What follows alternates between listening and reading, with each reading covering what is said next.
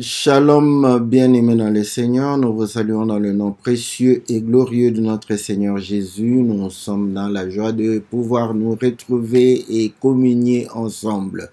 C'est votre bien-aimé le pasteur Philippe Mokenge pour votre émission Louons l'Éternel, une émission qui traite des cantiques, une émission qui nous permet de pouvoir nous exhorter, nous encourager, une émission qui nous permet de pouvoir réellement parler, n'est-ce pas, des choses de Dieu au travers les cantiques.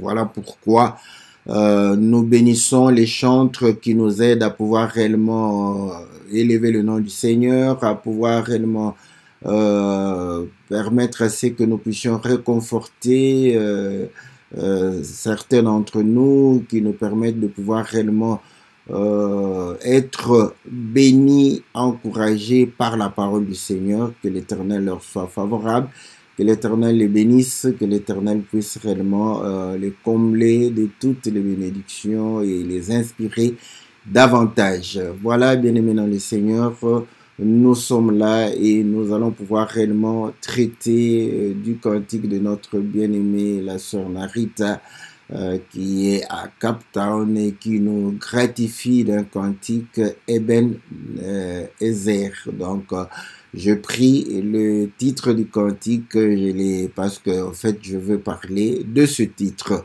Voilà, que l'Éternel nous soit favorable, que Dieu qui connaît vos besoins, qui connaît vos préoccupations, qui connaît votre situation, Dieu qui connaît le cri de votre cœur, que l'Éternel puisse réellement répondre à vos préoccupations, apporter la solution, le secours, apporter la guérison, apporter la consolation, la joie, le bonheur, la prospérité, la victoire dans la vie de tout un chacun, pour la gloire de son saint nom, dans le nom puissant et glorieux de notre Seigneur Jésus. Que l'Éternel vous soit favorable, que l'Éternel vous bénisse, que l'Éternel puisse réellement vous combler de toutes les bénédictions spirituelles, matérielles, financières, afin que vous soyez dans la joie et que vous puissiez servir le Seigneur de toute votre âme, de toute votre force, de tout votre corps et avec tous vos biens, parce que l'Éternel est réellement la source de bénédiction pour chacun de nous.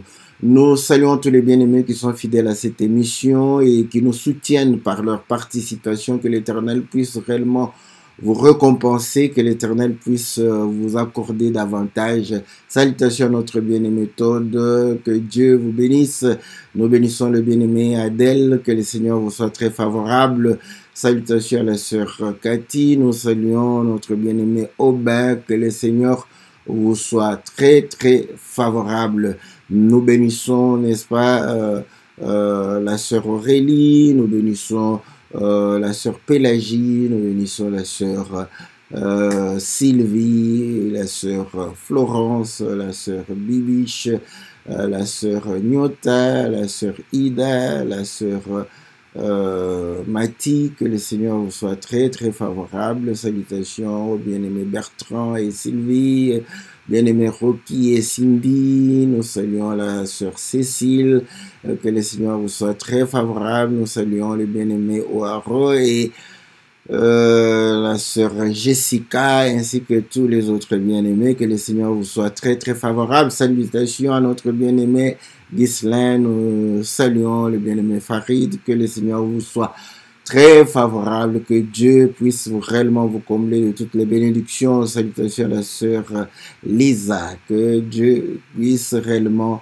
vous combler. Nous saluons le bien-aimé Jean-Didier, Jean-Marie, Gabin, les biens, que le Seigneur puisse réellement vous accorder toutes les bonnes choses. Nous saluons tous ceux qui vont nous suivre sur YouTube, que Dieu vous soit très favorable, que Dieu vous bénisse, que Dieu puisse vous assister en toutes choses. Voilà, bien-aimés dans le Seigneur, comme tous les lundis, nous allons passer le cantique. Après avoir passé le cantique, nous le résumons. Pour ceux qui ne comprennent pas le français, le lingala, nous allons le résumer en français. Et nous allons pouvoir réellement nous exhorter après le cantique sur réellement le thème que nous avons retenu, ce thème qui parle de Eben Ezer. Voilà, que le Seigneur vous soit très favorable. Nous bénissons la sœur, une fois encore la sœur Narita, qui nous aide à pouvoir réellement élever le nom du Seigneur. Écoutons les cantiques et nous allons revenir dans quelques instants dans notre studio virtuel pour pouvoir réellement partager cette bonne nouvelle du royaume au nom de notre Seigneur Jésus.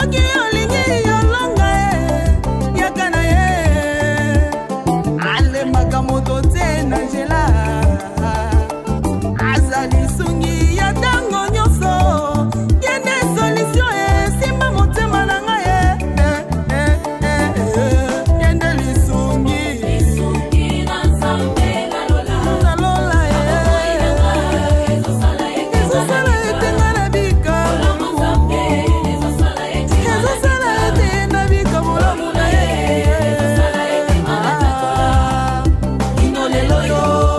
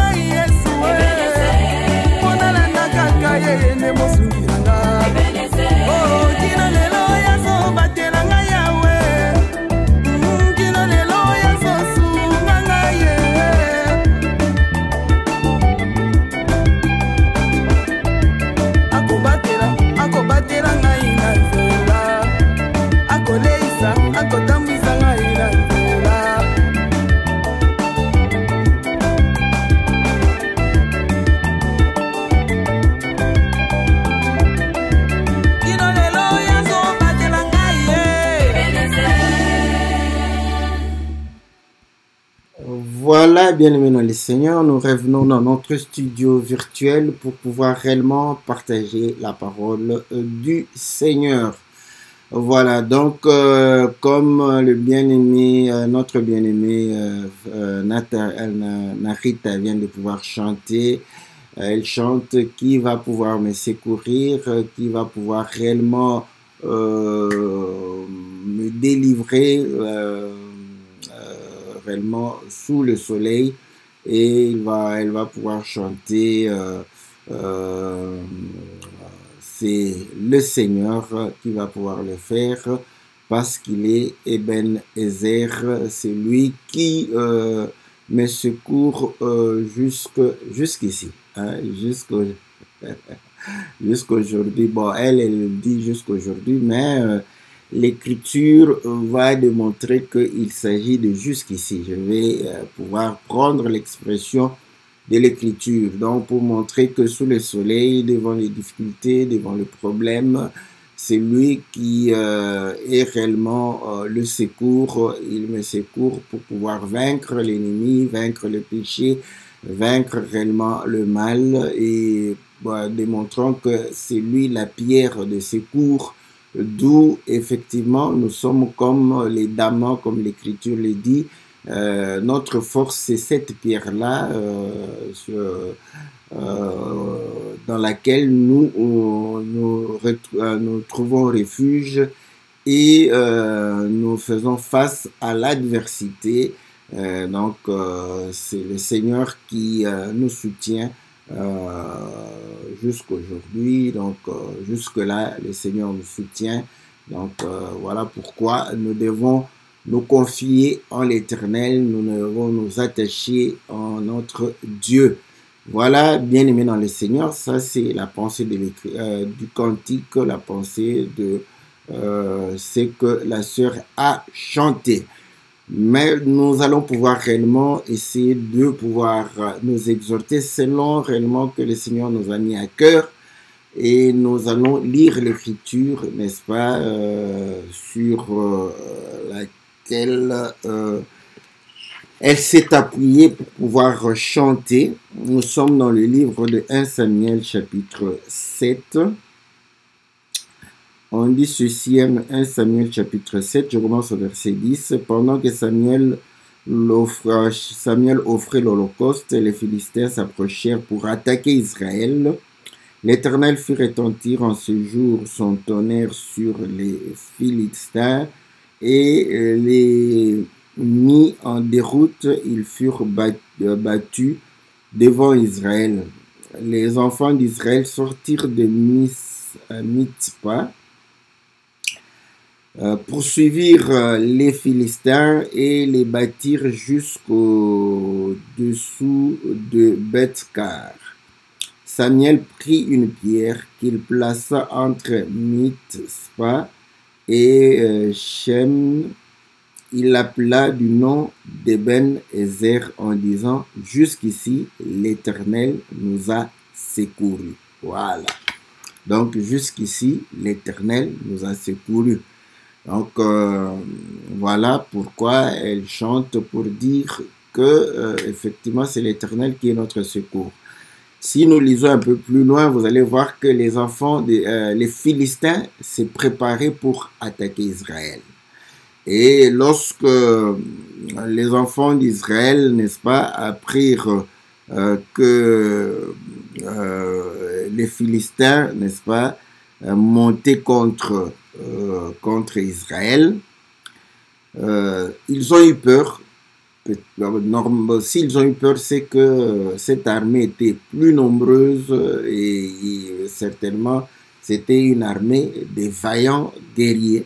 Donc, ils ont eu peur, ils vont aller chez le prophète pour lui dire que non, en tout cas, prie l'Éternel, crie vers l'Éternel, afin que l'Éternel puisse réellement nous secourir de cette menace, de cette attaque que les Philistins vont pouvoir faire. Et là, vous allez comprendre que le prophète va pouvoir prendre un agneau, n'est-ce pas, et va pouvoir réellement l'offrir, et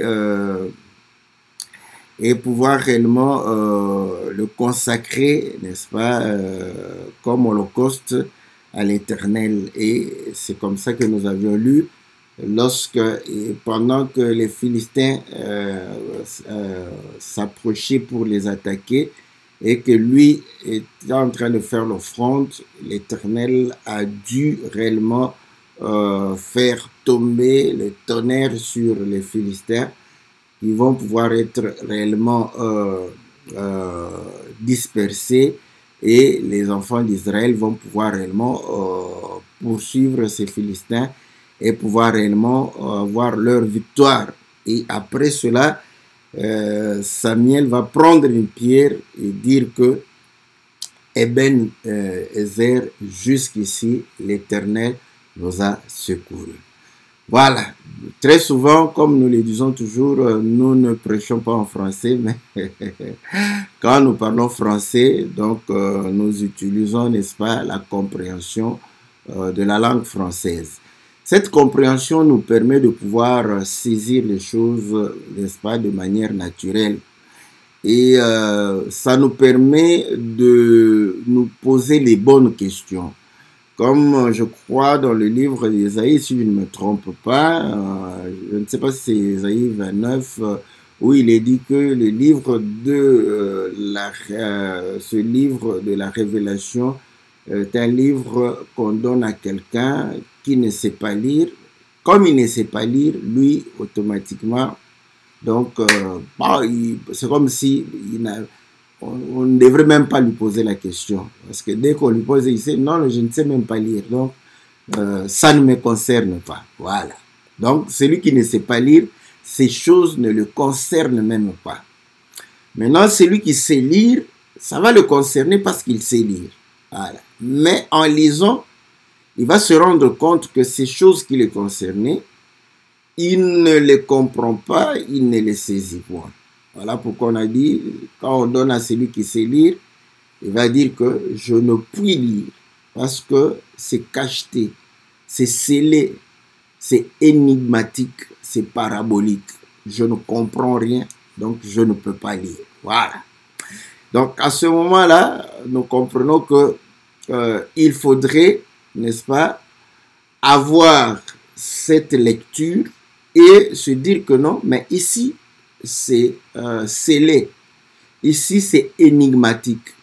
Et là, vous allez pouvoir réellement poser la question, parce que lorsque les disciples écoutaient la parabole, ils allaient vers le Seigneur pour dire, explique-nous la parabole. Vous voyez? Donc, celui qui ne savait pas lire, il n'était même pas concerné. Donc, dès qu'on dit, non, non, non, non, ça ne me concerne pas. Voilà.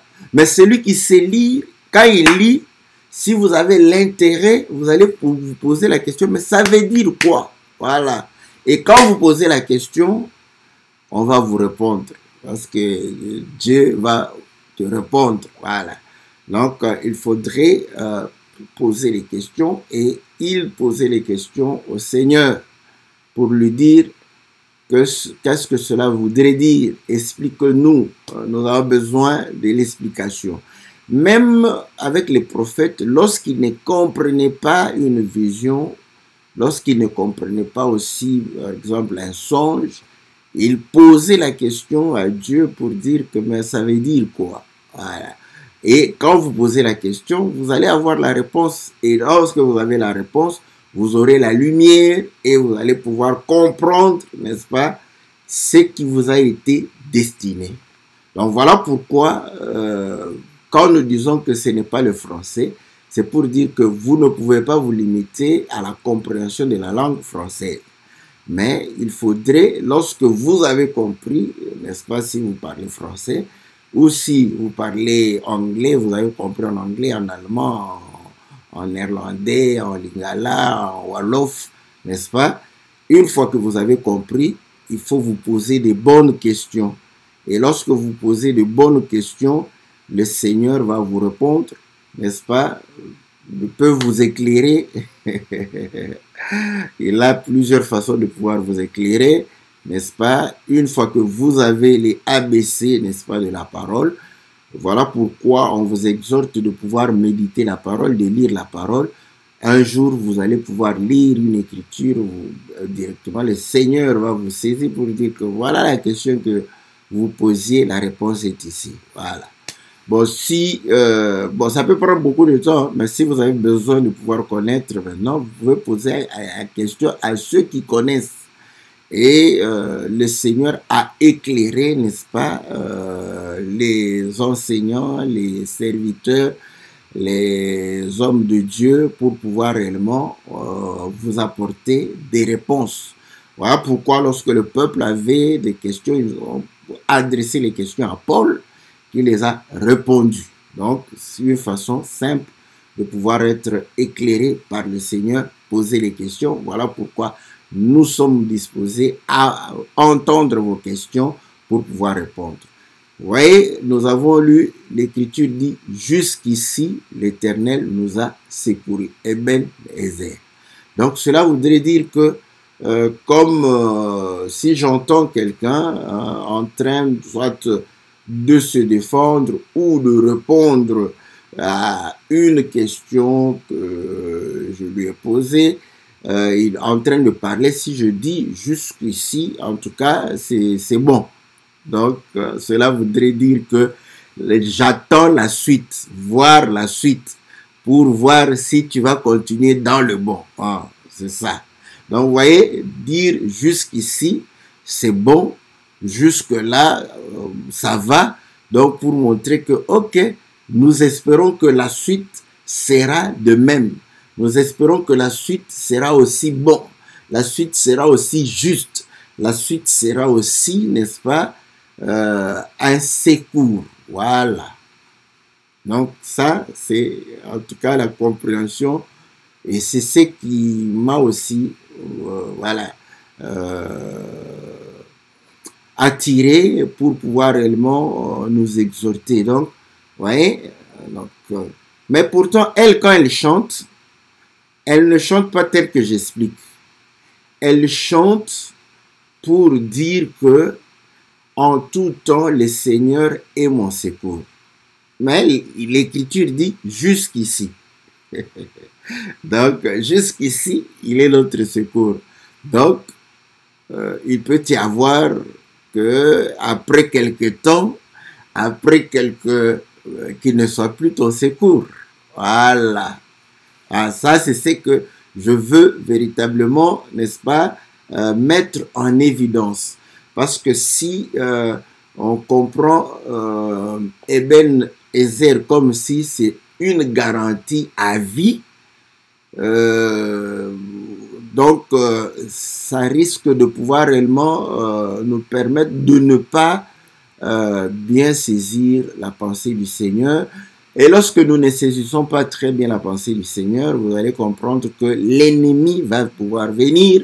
Et ceci, le bel exemple, l'exemple connu de tous, c'est Ève en Éden, où elle n'avait pas réellement la compréhension, l'explication de l'interdit, du commandement, de l'ordre de l'Éternel. Et lorsque l'ennemi lui dit, moi je sais, n'est-ce pas, pourquoi on vous a donné cet ordre, pourquoi on vous a interdit, d'où si tu m'écoutes, je vais te donner le pourquoi. Voilà, c'est pour cette raison que parfois nous définissons la parole que nous prêchons comme étant le pourquoi, le comment, le quand et le but, n'est-ce pas?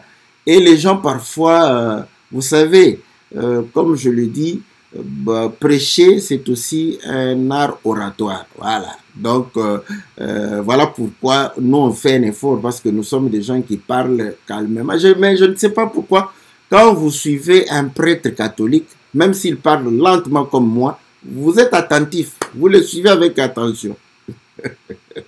Mais quand c'est moi, parfois vous êtes, vous n'êtes pas accroché. Mais pourquoi vous pouvez suivre un prêtre catholique parlant calmement, lentement, mais tout le monde est attentif, en train de pouvoir le suivre? Moi, j'ai été dans l'église catholique.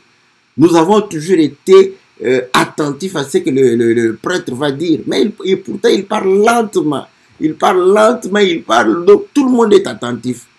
Vous voyez? Pourquoi? Parce que les gens croient qu'en sortant de l'église catholique, donc il fallait commencer à crier et puis à parler avec une grande volubilité. Et c'était ça le Saint-Esprit. C'est pas ça le Saint-Esprit.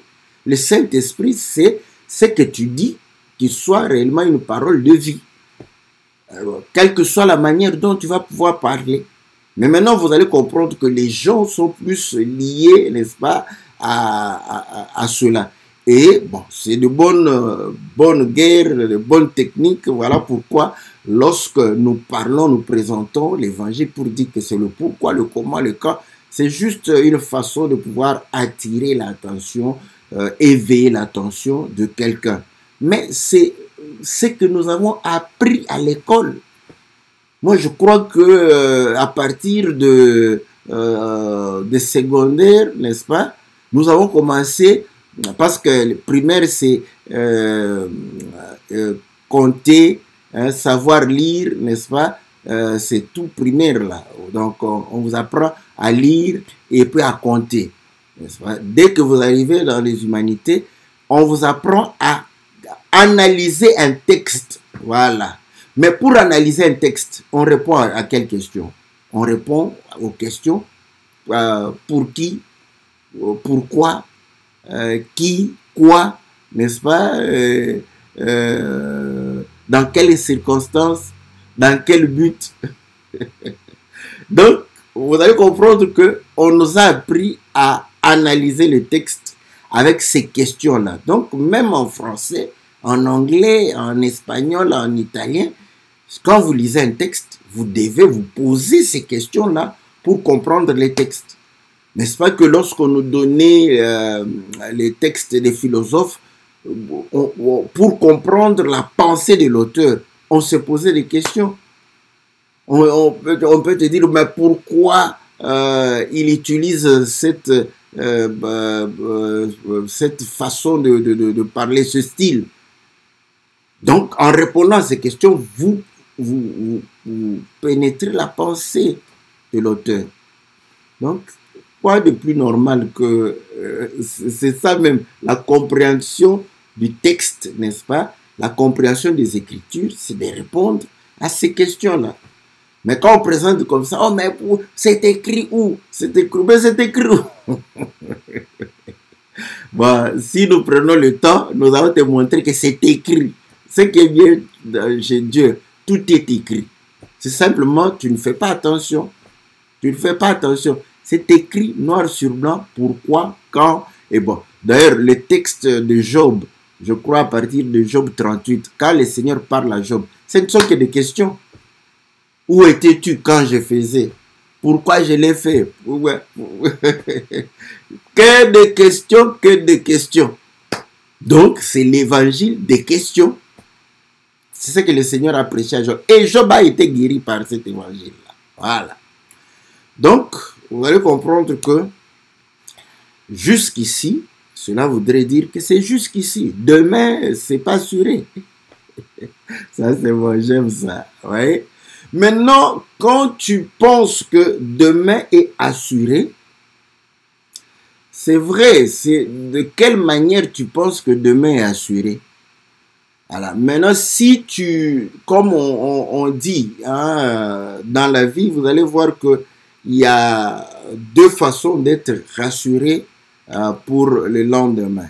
Il y a d'autres personnes qui croient au lendemain meilleur. Je parle même des hommes naturellement comme ça, qui croient au lendemain meilleur, mais leur foi est dans ce qu'ils vont pouvoir faire. Ils ont foi que demain je vais me lever, je vais me battre et je vais pouvoir réellement obtenir gain de cause. Voilà. Donc, il est rassuré pour le lendemain.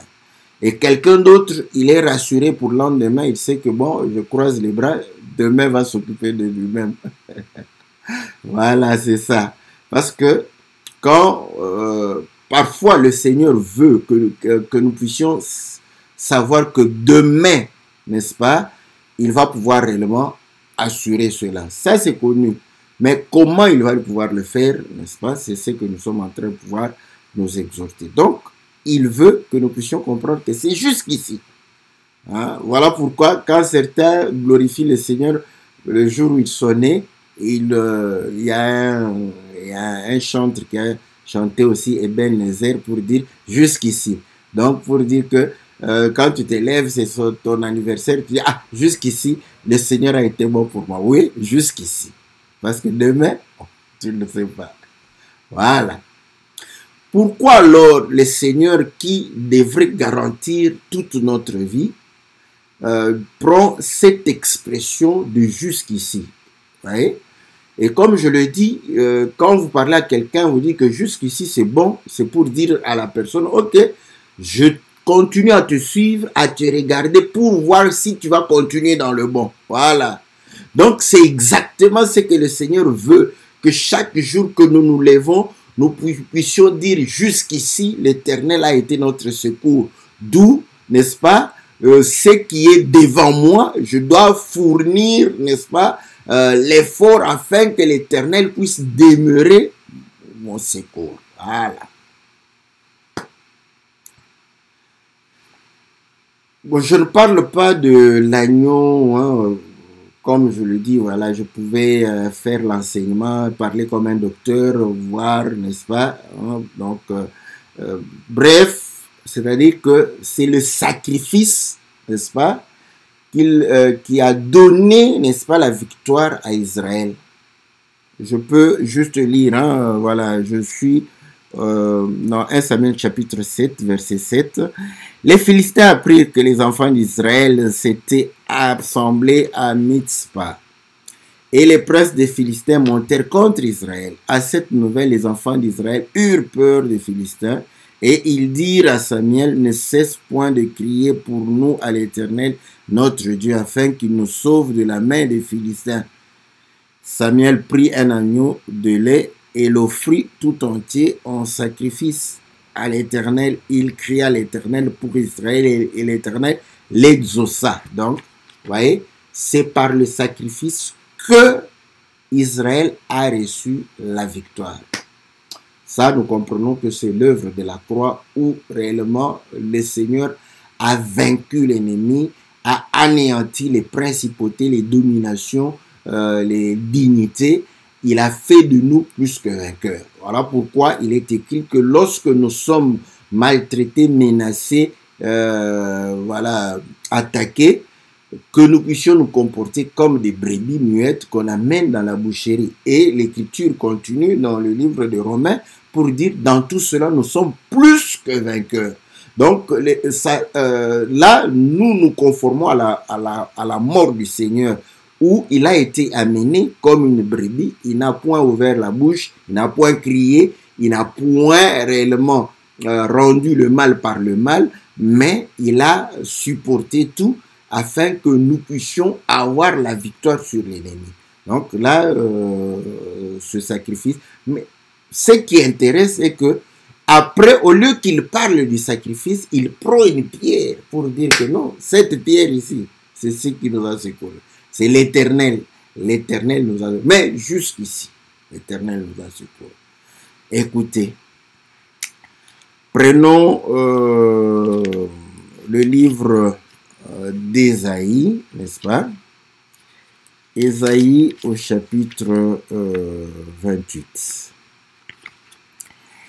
Parce que Ebenezer, ça veut dire pierre de secours. Ezer, bon, en fait, d'aide.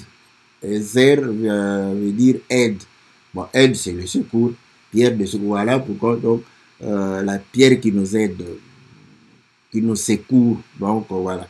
C'est comme ça que nous disons, les termes ne sont que des habits d'une pensée.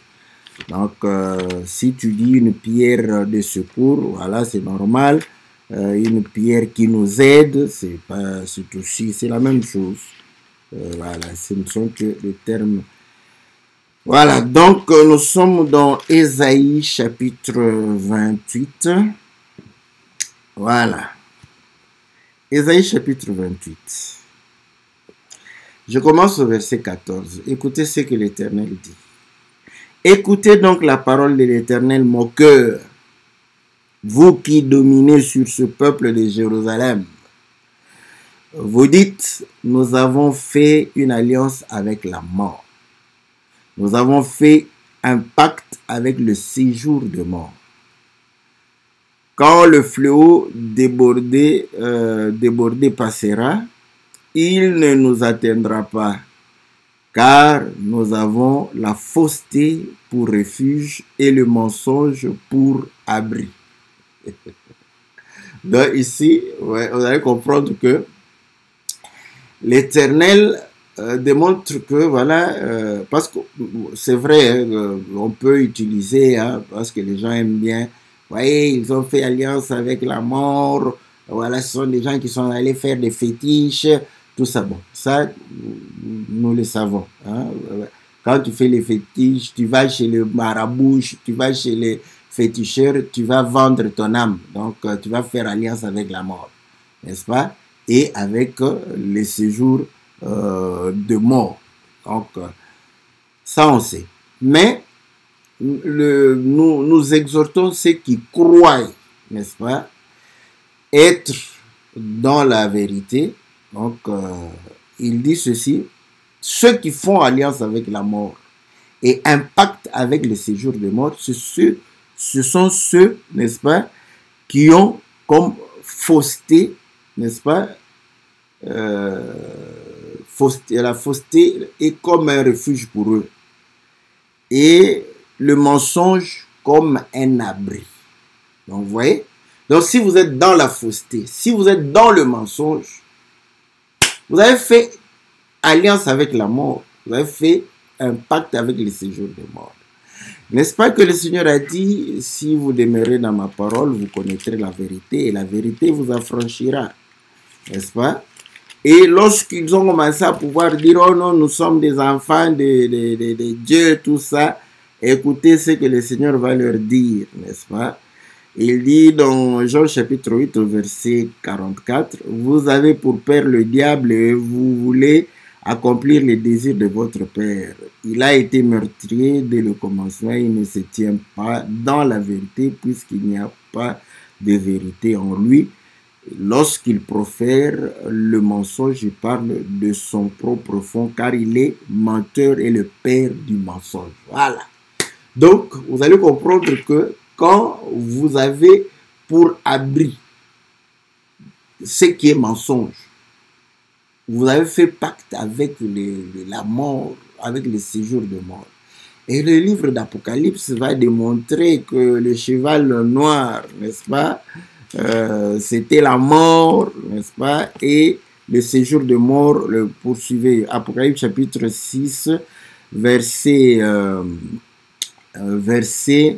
7. Quand il ouvrit le quatrième sceau, j'entendis la voix du quatrième être vivant qui disait, viens, je regardais et voici parut un cheval d'une couleur pâle, voilà.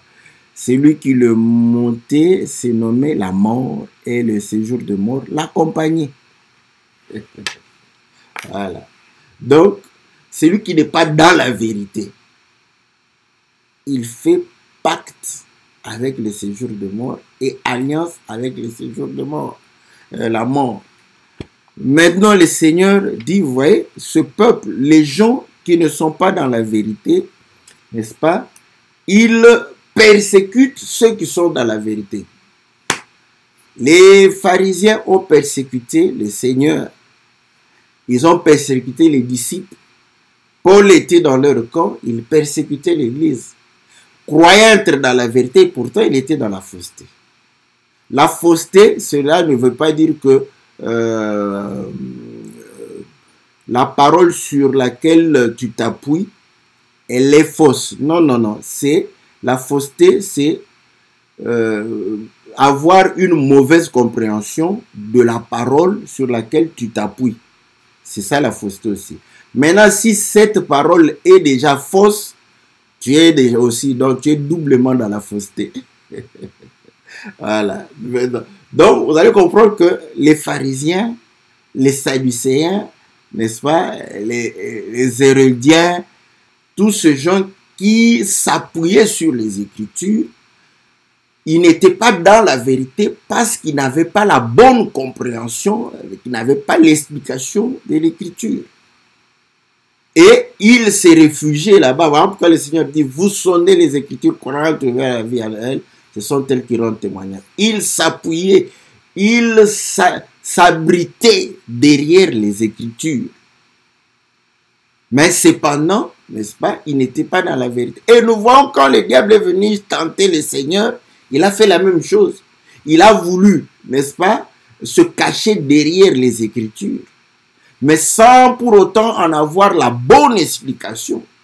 Voilà pourquoi le Seigneur a refusé de pouvoir réellement écouter et suivre ce que le diable disait parce qu'il n'avait pas la bonne compréhension de cette écriture, de ces écritures, des écritures qu'il était en train.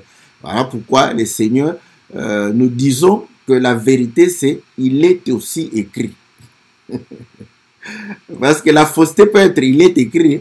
Le diable mentait en disant qu'il est écrit. Mais ce qu'il disait là était écrit.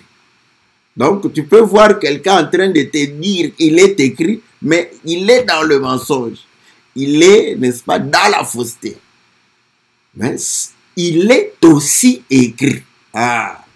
Donc voilà pourquoi nous disons que la lumière des Écritures vient par les Écritures, car ce sont des témoins de la vérité. Donc voilà. Donc si tu veux témoigner la vérité, il faut prendre un autre témoin, n'est-ce pas, de la vérité pour pouvoir accompagner le premier témoin. Voilà, et nous revenons dans Ésaïe. Écoutez ce que l'Écriture dit. L'Écriture dit ceci au verset 16. C'est pourquoi ainsi parle le Seigneur, Ésaïe 28, l'Éternel. Voici, j'ai mis pour fondement en Sion une pierre, ébène. Voilà, vous voyez, Eben Ezer. Jusqu'ici, l'Éternel nous a secourus, jusqu'ici. Donc, on comprend que c'est lui la pierre. Et il dit que les autres ont la fausseté, le mensonge comme abri, comme refuge. Mais qu'est-ce que l'Éternel a fait? Il a placé, n'est-ce pas, il a mis, n'est-ce pas, une pierre en Sion. J'ai mis pour fondement une pierre éprouvée, une pierre angulaire de prix, solidement posée, n'est-ce pas? Celui qui la prendra pour appui n'aura point hâte de fuir. Ça c'est bon. Vous voyez? Une pierre éprouvée. Et là, vous allez comprendre que une pierre qui est passée par le feu. Je peux prendre l'écriture où quand l'autre, Ésaïe disait, ah, je vais mourir. On va prendre une pierre qui était au feu pour pouvoir réellement sanctifier ses lèvres. Je suis dans Ésaïe chapitre 6 au verset 5. Ah, alors je dis malheur à moi, je suis perdu car je suis un homme dont les lèvres sont impures. J'habite au milieu d'un peuple dont les lèvres sont impurs et mes yeux ont vu le roi, l'Éternel des armées. Mais l'un des séraphins vola vers moi tenant à la main une pierre ardente, une pierre éprouvée, n'est-ce pas? Voilà. Qu'il avait prise sur l'autel avec des pincettes. Il en toucha ma bouche et dit, ceci a touché tes lèvres, ton iniquité, et t'enlever ton péché et expier. Voilà, donc ceci démontre pourquoi le sacrifice a été la victoire, n'est-ce pas, l'élément déclencheur de la victoire. Mais le prophète va parler en termes de la pierre. Et Ésaïe va dire c'est une pierre éprouvée qui est le fondement, n'est-ce pas, à Sion, le fondement de la maison, la pierre angulaire. Cette maison, et Pierre va dire que Nous sommes ce sacerdoce et nous nous sommes appuyés sur la pierre angulaire, sur cette pierre que nous sommes appuyés. Mais on dit que ceux qui s'appuient, qu'ils sachent que c'est jusqu'ici. Parce qu'ils n'aient pas hâte de fuir. Voilà. Parce que certains vont fuir. Alors, tu ne dois pas, quand tu fuis, il ne faut pas chanter Ebenezer.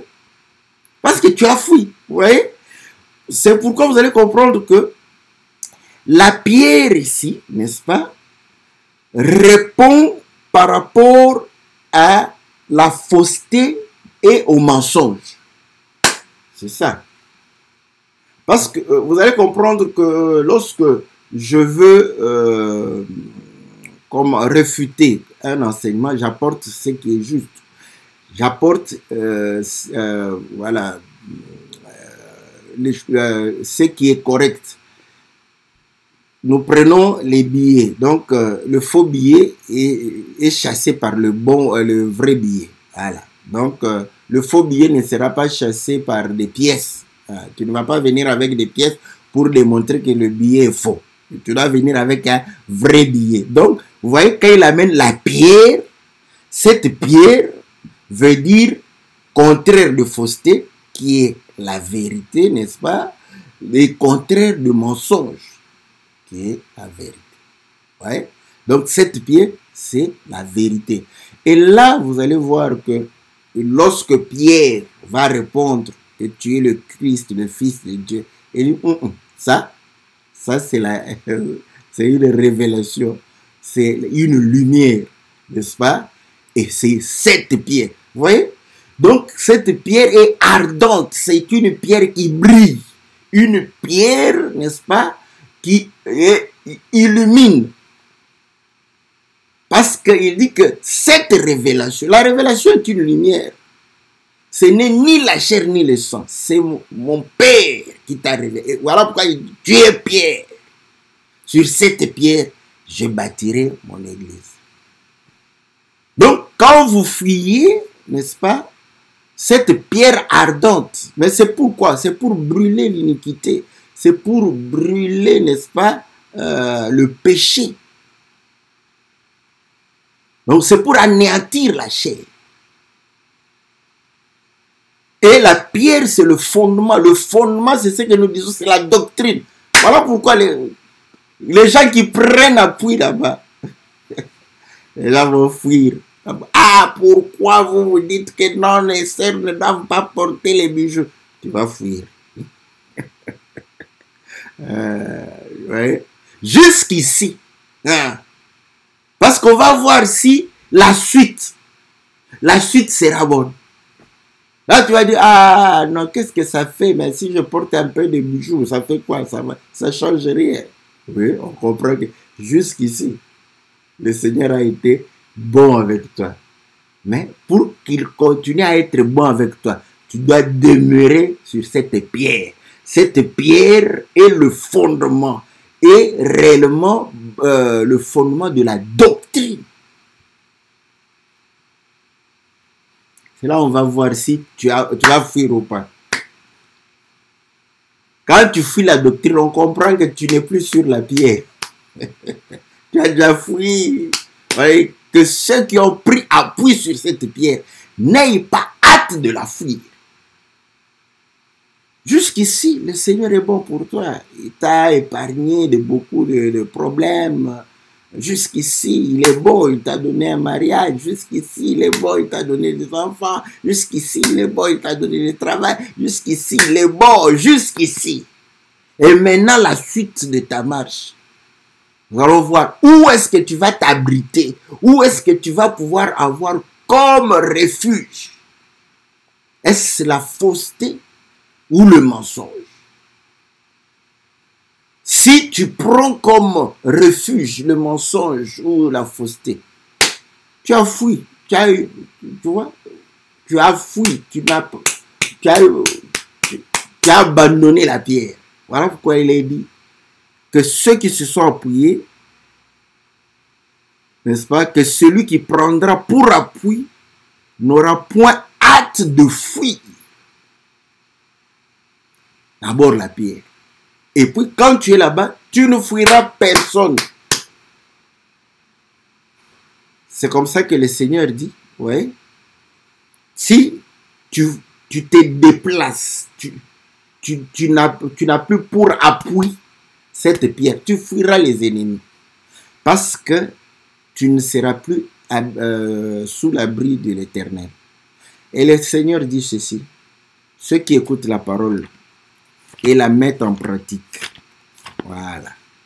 Nous sommes dans Matthieu, chapitre 10, je crois. Matthieu, chapitre 10. Il dit,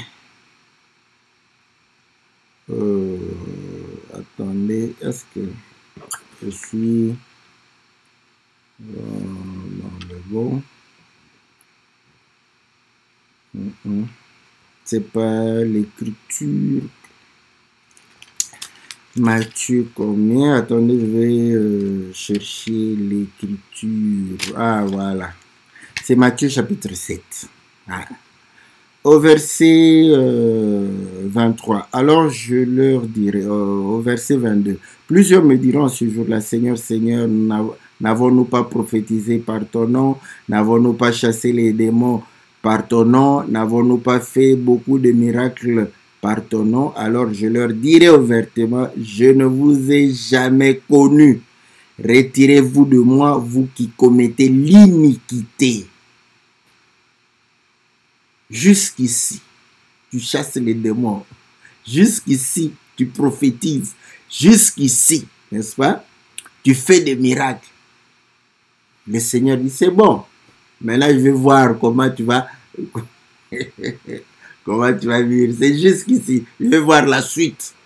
Va voir la suite pour regarder si réellement tu as comme appui la pierre angulaire, la pierre ardente, la pierre qui chauffe. La chair n'aime pas ça parce que c'est chaud.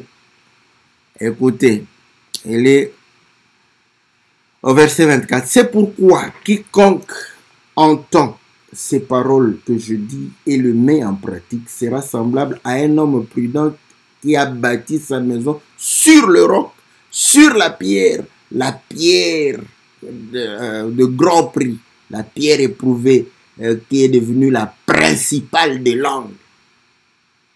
La pluie est tombée, les torrents sont venus, les vents ont soufflé, se sont jetés contre cette maison, mais elle n'est point tombée parce qu'elle était fondée sur le roc.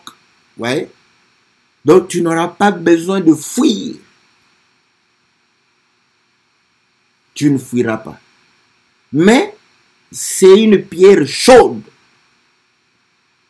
Si ce n'est pas l'ennemi qui te fait fuir, c'est la chaleur de la pierre qui va te faire fuir.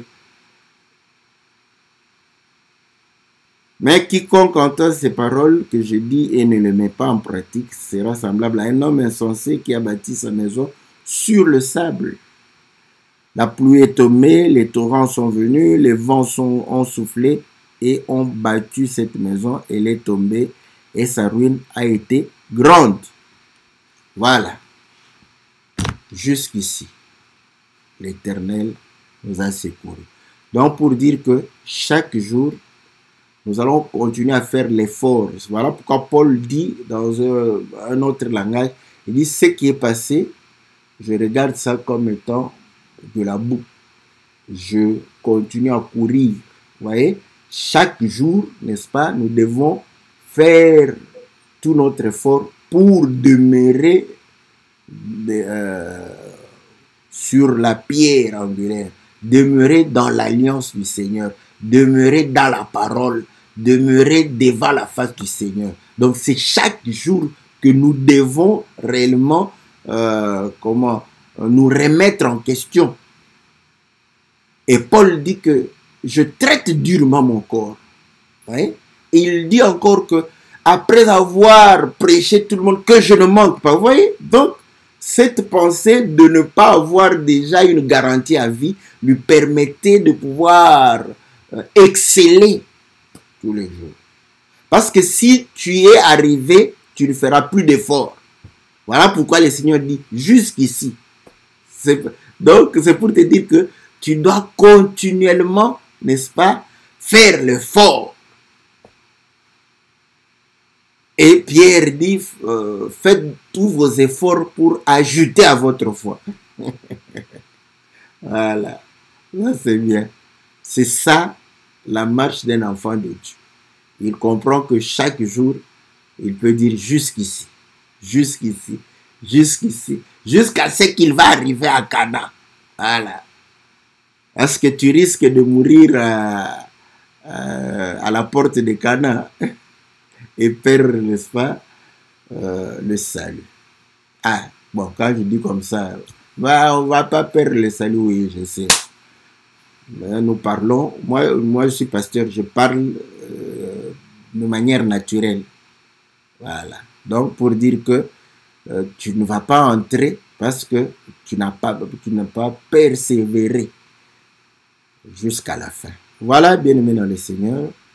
Que Dieu vous soit très favorable, que Dieu vous bénisse. Donc, nous nous retrouvons mercredi pour votre émission Que la Bible parle, une émission à laquelle nous répondons à vos questions. Et le lundi prochain, dans votre émission, Louons l'Éternel. Que Dieu vous bénisse, que Dieu vous soit très favorable, au nom puissant et glorieux de notre Seigneur Jésus. Amen.